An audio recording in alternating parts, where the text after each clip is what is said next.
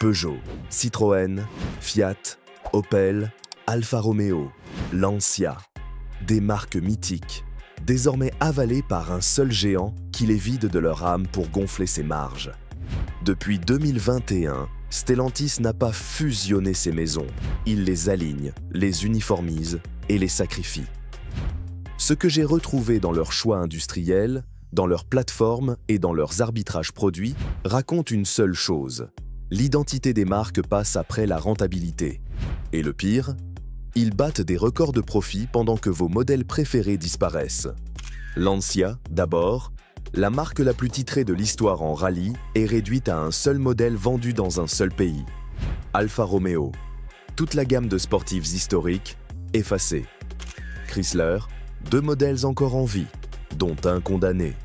Ce n'est pas de la gestion de marque, c'est une démolition contrôlée. En parallèle, Stellantis empile les milliards, 18,6 milliards d'euros de bénéfices en 2023, alors que l'offre se rétrécit. Comment?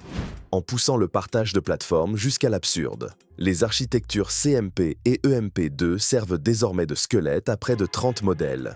Résultat, Peugeot 308, Opel Grandland, Citroën C5 Aircross, DS7, Fiat 500X et Jeep Compass sont, sous la tôle, la même voiture. Pas proches, identiques dans l'essentiel. Les chiffres donnent le vertige. 78% de pièces communes d'après les fournisseurs. Même suspension, même moteur, même boîte, même électronique. Les différences réelles? Un badge, des boucliers, quelques habillages d'intérieur. Visuel à l'écran. Un squelette de voiture qu'on habille successivement des logos Peugeot, Opel, Citroën, DS, Fiat, Jeep pour montrer que seul l'extérieur change, pas les entrailles. Et malgré ça, on observe jusqu'à 15 000 € d'écart entre des modèles mécaniquement identiques selon la marque choisie. Exemple ultra visuel. Même base, 2 prix. Opel Grandland et Peugeot 308 sortent de la même chaîne à Sochaux, avec les mêmes pièces. À l'étiquette, jusqu'à plus de 2 000 € pour l'Opel, uniquement pour le logo. Même squelette, autre badge, plus cher. Et la caricature existe. Jeep Compass, SUV américain, repose sur une base française, moteur français, assemblé en Italie. En dessous, c'est la parenté d'une 208 étirée et rehaussée pour faire SUV. Autre cas d'école. DS7, sous le discours « luxe à la française », c'est une Peugeot sur EMP 2 bardée de LED et de chrome. Même plateforme, même moteur, même base technique, à des tarifs Audi pour de l'ingénierie Peugeot. Le public a tranché, les ventes ont chuté de 73%. Même les amateurs de blason ont une limite quand la fiche technique ne suit pas. Stellantis a transformé la synergie en uniformisation. Moins de développement, plus de marge et des marques historiques réduites à des carrosseries interchangeables. Tant que les bénéfices explosent, le reste est accessoire. Stellantis continue d'installer le 3 cylindres 1.2 PureTech alors que ce moteur cumule défauts structurels et rappels. Le cœur du problème, c'est le système de distribution par courroie baignant dans l'huile. En clair, au lieu d'une chaîne métallique à l'air libre, on utilise une courroie en caoutchouc qui tourne dans l'huile moteur. On appelle ça une courroie humide. Sur le papier, c'est compact et silencieux. Dans la réalité, la courroie se dégrade prématurément, relargue des particules de caoutchouc qui obstruent les canaux d'huile et finit par casser, entraînant la destruction du moteur. Les cas typiques surviennent entre 40 000 et 80 000 km.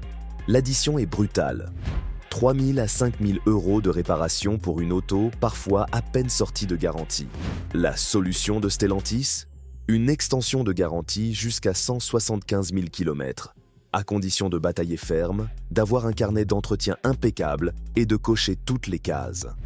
Des documents internes de la répression des fraudes en France indiquent que le groupe connaît ses défaillances depuis 2016. Des millions d'euros auraient été versés en prises en charge, mais le moteur continue d'être monté en neuf.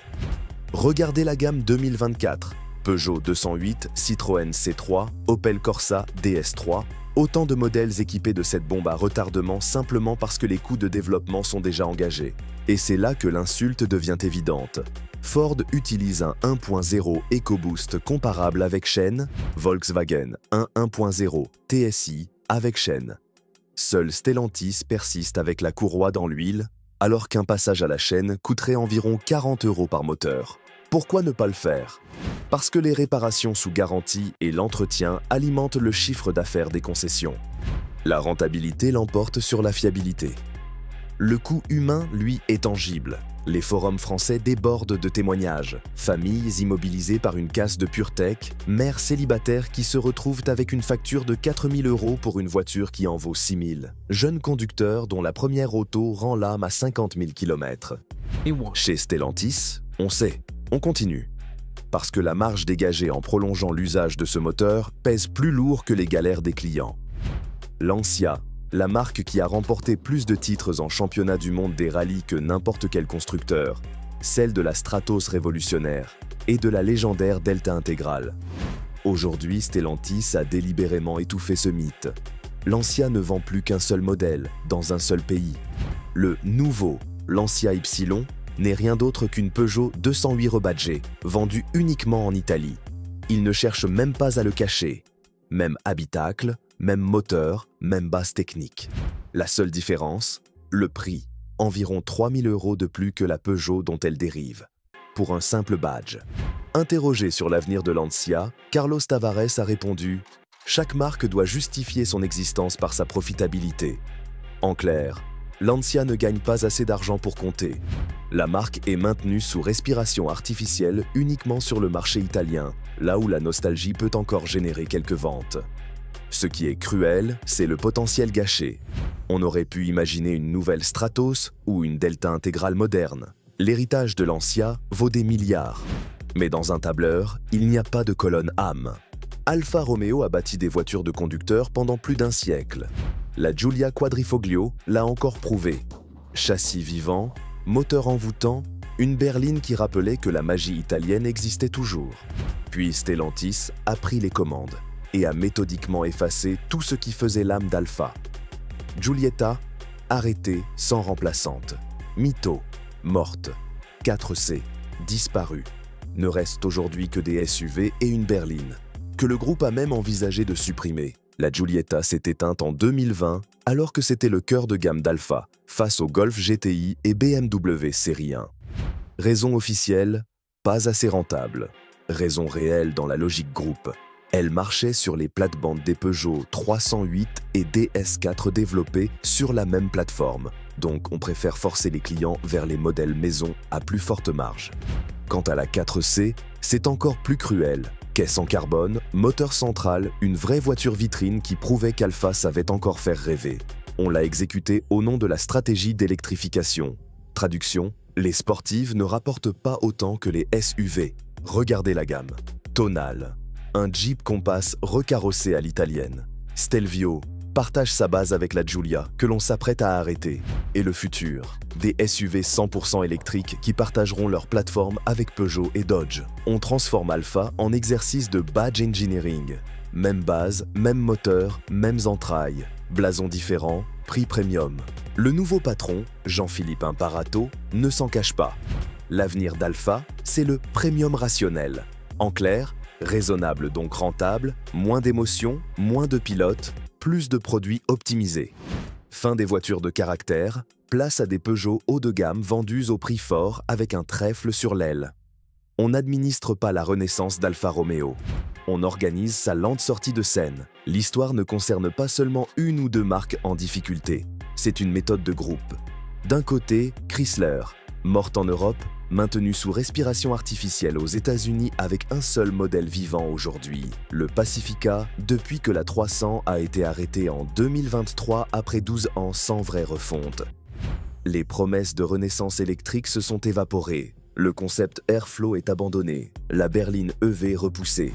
Des documents internes cités par la presse parlent d'une marque de transition. Autrement dit, on la garde surtout pour éviter des procès coûteux avec les concessionnaires. Le jour où ces obligations tomberont, Chrysler s'éteindra. En Europe, la marque s'est retirée du Royaume-Uni et de l'Irlande dès 2017, puis du reste du continent, sans même feindre de se battre. De l'autre côté, Opel. 120 ans d'histoire, 90 sous General Motors, et depuis 2017 une bascule totale sous PSA, puis Stellantis. Le Made in Germany s'est dissous dans le panier de pièces français.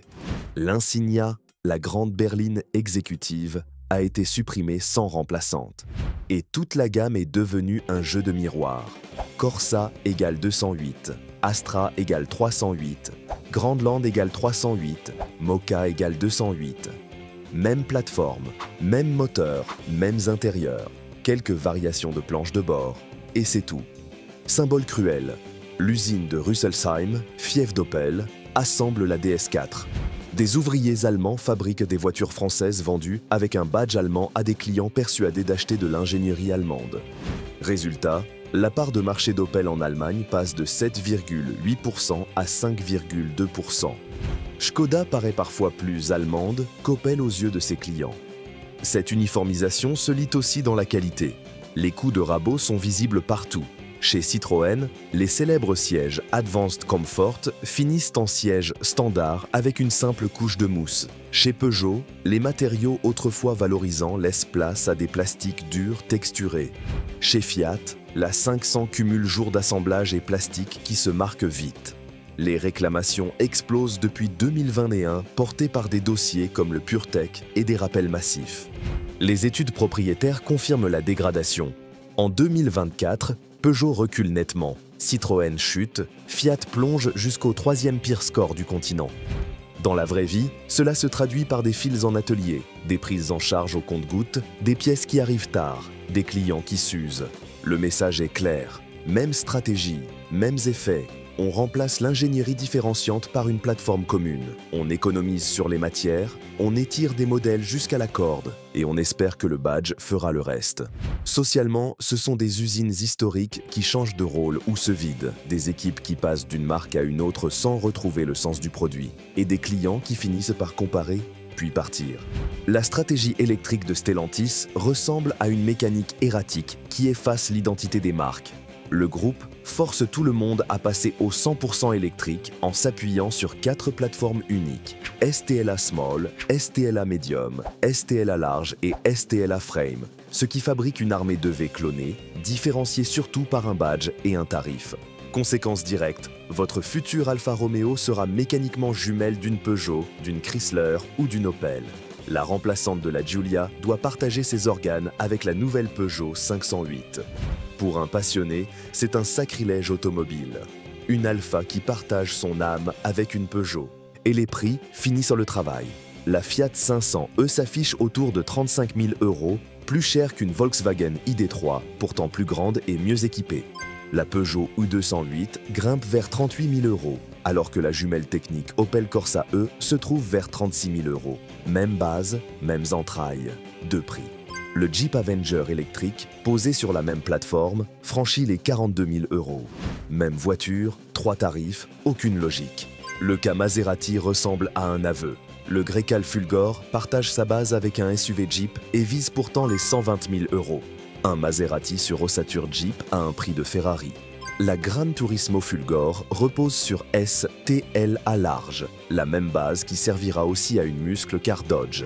L'exotique italien sur ossature américaine, vendu comme du grand art. Et quand on regarde l'usage, la fête retombe. En hiver, la Fiat 500 The Pen a dépassé 190 km d'autonomie réelle.